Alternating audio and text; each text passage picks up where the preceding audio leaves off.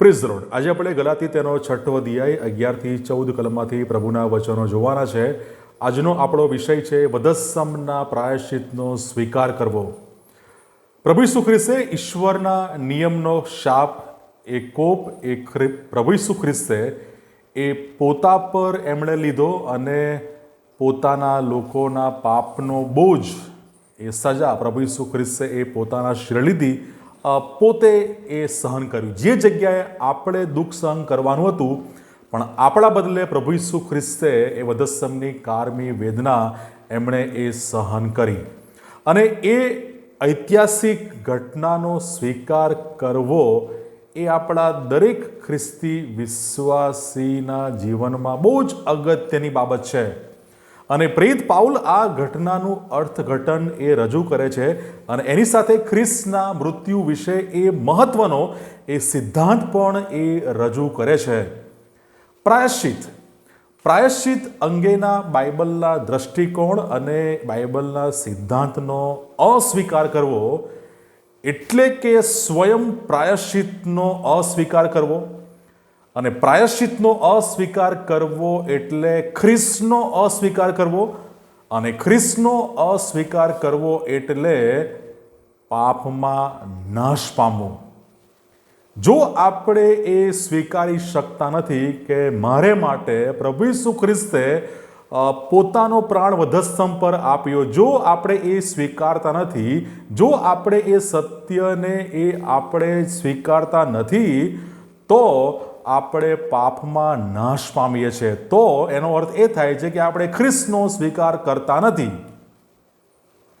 અને સુવાર્તા એ પણ છે કે ખ્રિસ્ત પાપીઓને સ્થાને, મારે સ્થાને, આપણે સ્થાને ખ્રિસ્ત એ મરણ પામ્યા અને તેમના પર ઈશ્વરનો કોપ આવ્યો, તે પણ એ એક સુવાર્તા છે. અને રોમનોને પત્ર તેનો 5મો અધ્યાય તેની 8મી કલમ એ જણાવે છે, પણ આપણે જ્યારે પાપી હતા ત્યારે ખ્રિસ્ત આપણે માટે મરણ પામ્યા. એમ કરવામાં ઈશ્વર આપણા પર પોતાનો પ્રેમ પ્રગટ કરે છે. એ ખ્રિસ્તનું વધસ્તંભ પરનું પ્રાયશ્ચિતનું કાર્ય, એ કાર્ય દ્વારા પ્રભુ ઈસુ ખ્રિસ્ત એ આપણા પર એ પોતાનો પ્રેમ પ્રગટ કરે છે. ઈશ્વર આપણા પર એ પોતાનો પ્રેમ પ્રગટ કરે છે. કેવી રીતે? પ્રભુ ઈસુ ખ્રિસ્તના એ પ્રાયશ્ચિતના કાર્ય દ્વારા. જ્યારે પ્રાયશ્ચિત થાય છે ત્યારે એ ઈશ્વર અને ઈશ્વરીય પ્રેમ એ આપણી ઉપર એ ઈશ્વર એ પ્રગટ કરે છે. અને 1 પિતર તેનો 3જો અધ્યાય અને તેની 18મી કલમ એ આ પ્રમાણે કહે છે, કેમ કે ખ્રિસ્તે પણ એક સમયે પાપોને માટે એટલે ન્યાયીએ અન્યાયીઓને બદલે દુઃખ સહ્યું. ન્યાયીએ અન્યાયીઓને બદલે દુઃખ સહ્યું કે જેથી તે આપણને ઈશ્વરની પાસે પહોંચાડે. તેમને દેહમાં મારી નાખવામાં આવ્યા, પણ આત્મામાં સજીવન કરવામાં આવ્યા. ખ્રિસ્તે પ્રાયશ્ચિત કર્યું એનો બીજો અર્થ એ છે કે જે જગ્યાએ મારે મરણ પામવાનું હતું, જે જગ્યાએ મારે દુઃખ સહન કરવાનું હતું, એ જગ્યાએ પ્રભુ ઈસુ ખ્રિસ્તે લીધી. પ્રભુ ઈસુ ખ્રિસ્ત મારે પાપને બદલે એમણે પોતાનો પ્રાણ આપ્યો. અને ખ્રિસ્તનું આ પ્રાયશ્ચિતનું કાર્ય એ આપણને ઈશ્વર સાથેના સંબંધમાં એ પુનઃસ્થાપિત કરે છે. ઈશ્વર સાથેના સંબંધમાં આપણને જોડે છે. ઈશ્વર સાથેના મિલાપમાં આપણને લાવે છે. માટે પ્રભુ ઈસુ ખ્રિસ્તનું પ્રાયશ્ચિતનું કાર્ય એ બહુ જ અગત્યનું છે.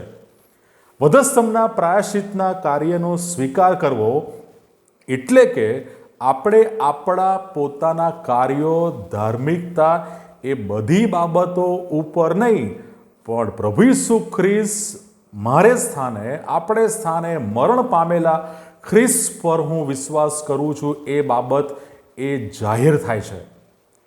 વધસ્તંભના પ્રાયશ્ચિતનો સ્વીકાર કરવો એટલે કે પોતાની ધાર્મિકતા, પોતાની દરેક સેવા કાર્યો એ બધું જ જે મનુષ્ય પ્રયત્નો પર આધારિત છે, બધી જ બાબતો આપણે બાજુ પર કરીએ છીએ અને આપણે એ વિશ્વાસ જાહેર કરીએ છીએ અથવા એ વિશ્વાસમાં દ્રઢ રહીએ છીએ કે પ્રભુ ઈસુ ખ્રિસ્ત મારે સ્થાને વધસ્તંભ પર મરણ પામ્યા. અને તારણ એ આપણા પોતાના પ્રયત્નોથી મેળવેલું નથી, તે તો ઈશ્વરની કૃપાથી ખ્રિસ્ત પરના વિશ્વાસ દ્વારા છે. એ બાબત આપણે સમજવી રહી. અને ખ્રિસ્તે પોતે પોતાના લોકોને માટે પ્રાયશ્ચિતનું કાર્ય કર્યું. ઘણા બધા લોકો એ પ્રાયશ્ચિતના કાર્યનો એ ઇનકાર કરે છે, નકાર કરે છે કે ખ્રિસ્તનું મૃત્યુ એ પ્રાયશ્ચિતનું કાર્ય એ નથી, એ લોકો નકાર કરે છે. અને જે લોકો એ ખ્રિસ્તના પ્રાયશ્ચિતના કાર્યનો નકાર કરે છે તે વાસ્તવમાં ખ્રિસ્તી વિશ્વાસીઓ છે જ નહીં. પ્રાયશ્ચિતનું કાર્ય જો આપણે એનો નકાર કરીએ છીએ તો આપણે કોઈ પણ રીતે ખ્રિસ્તી વિશ્વાસી આપણે છે જ નહીં. તેઓ ખ્રિસ્તના દુશ્મનો છે, જેઓ પ્રભુ ઈસુ ખ્રિસ્તને ફરીથી વધસ્તંભે જડે છે.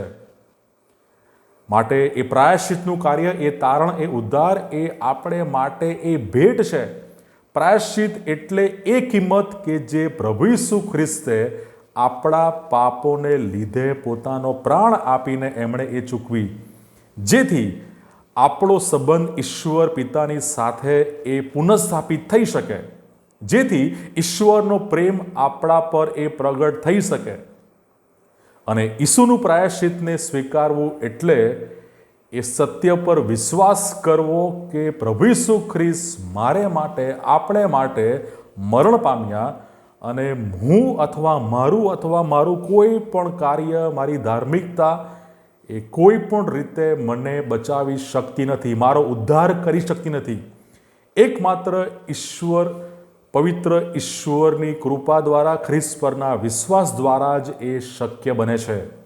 God bless.